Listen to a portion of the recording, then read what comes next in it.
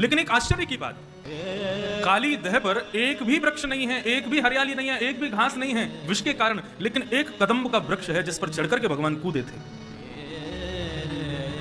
ये कदम्ब वृक्ष, क्योंकि श्रीमद् भागवत में स्पष्ट लिखा है, कृष्ण कदम्ब मदिरुहा ततो तुंग मास्फोट्यकाणरसनूनयपत्य विशोदे।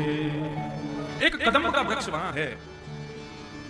परीक्षित जी महाराज ने पूछा, महाराज जब एक भी वहां पर घास नहीं, हरियाली नहीं, दूर दूर तक कोई प्रकट होने वाली जंतु नहीं, तो फिर ये कदम्ब कैसे जीवित थे? तब एक अद्भुत कथा सुनाई गई। बोले कि जब देवासुर संग्राम हो रहा था, देवता और असुरों के बीच में अमृत को लेकर के युद्ध हो रहा था, अहम पूर्वम, हम पहले पिएंगे, हम पहले पिएंगे। उस समय भगवान ने विचार किया, ये तो बहुत युद्ध हो रहा है, इनको संभालने के लिए, इनको रोकने के लिए कोई स्त्री का प्रकट होना बहुत जरूरी है। और उस समय विष्णु भगवान ने, नारायण ने विचार किया कि मैं मोहिनी रूप धारण करूं।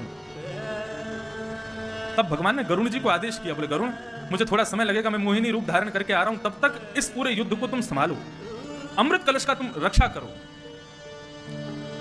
गरुण जी महाराज उड़ते हुए आए और समुद्र मंथन में निकले हुए अमृत कलश को लेकर के सीधे पहुंचे नासिक, और नासिक में ले जाकर के गड्ढा करके वहां उसको गाड़ने लगे। इतने में क्या देखते हैं, 33 करोड़ देवता और दैत्य सब दौड़े दौड़े वहां भी आ गए। गरुड़ जी महाराज ने तुरंत वहां से अमृत कलश निकाला, 2-4 बूंद वहां गिर गई, इसलिए कुंभ वहां होने लगा। सीधे भागे प्रयागराज। प्रयागराज में भी समस्त देवता असुर आ गए, वहां से भागे हरिद्वार। हरिद्वार से जब भागने लगे तो कहां पहुंचे, यमुना के पुलिन पर।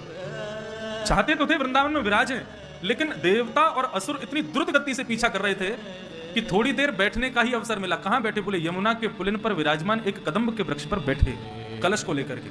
इसलिए वृंदावन में कुंभ नहीं लगता, कुंभ से पूर्व, हरिद्वार कुंभ से पूर्व केवल बैठक होती है।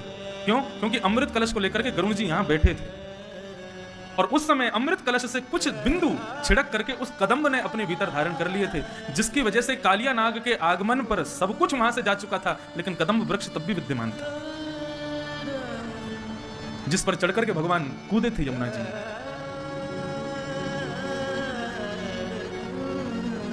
एक कदम्ब वृक्ष था बस।